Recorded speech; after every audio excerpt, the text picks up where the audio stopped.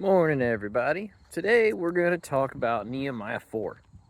and Nehemiah 4 is an interesting one because it starts off with some trash talk. You got this guy, Sanballat, and another guy, Tobiah, that are just they're just haters, right? I mean, that's all they are, is they're haters. They're like the two Muppets, the two guys that just sit up on the balcony and just trash talk everybody. That's what Sanballat and Tobiah are like, right? So the chapter starts off with them literally talking trash about Nehemiah and the rest of the Jews building the wall back up and around Jerusalem. And they're like, "What's the point in doing this? Are they doing this for themselves?" And one of them's even like, "Oh yeah, look how weak that wall is. If a fox runs up on it, it'll fall over." Right? So they start talking trash. And when they realize that the trash talk isn't working, they actually set out to take some military action against them, and fight them that way. And it doesn't end up working.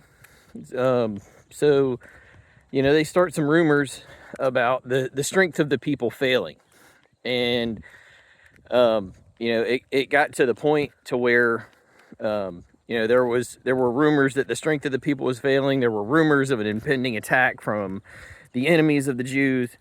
So it was one of those things like, Nehemiah said, we got to do something. And so what they did was they set up for themselves a guard. Not just a single guard, but a guard unit, right? And not just that. It wasn't just like one or two people. It was everybody. Everybody that was there that was building was part of the QRF, the quick response force, right?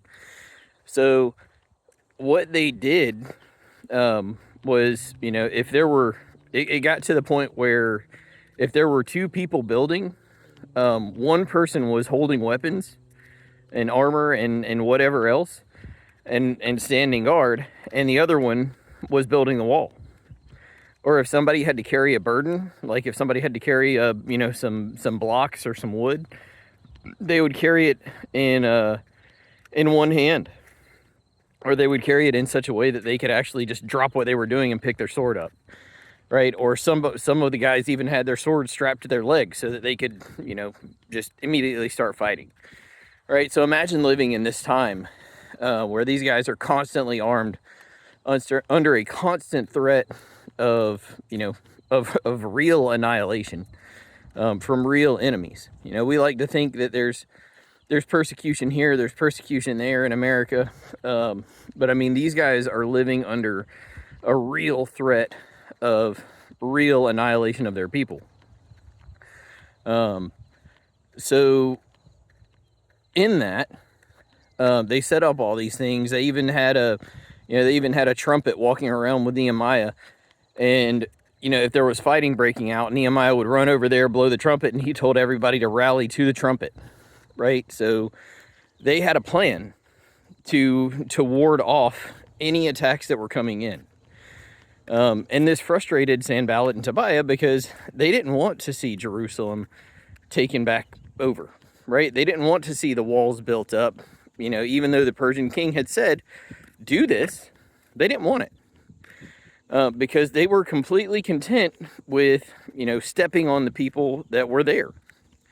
And if they had, if they had set it up, if they set up Jerusalem, that means that there's tax money, there's revenue that they're losing out on, as well as goods. So they're wanting to keep those people, oppressed. But it's a really interesting chapter. It's definitely worth a read, and it really it should make you take a look at, how you respond to people. Are you going to respond by, getting down on yourself and letting their trash talk win, even though, you're doing God's work, or are you going to rise to the challenge? And that's exactly what Nehemiah and the Jews did here. Now, I will say, if you are doing this stuff in accordance with God's will, right? And how do we know what God's will is other than by reading God's word? Because if it conflicts with God's word, then it's not God's will. I mean, it's pretty simple, right?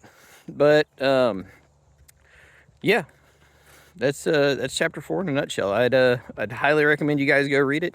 Love you guys. Have a great day.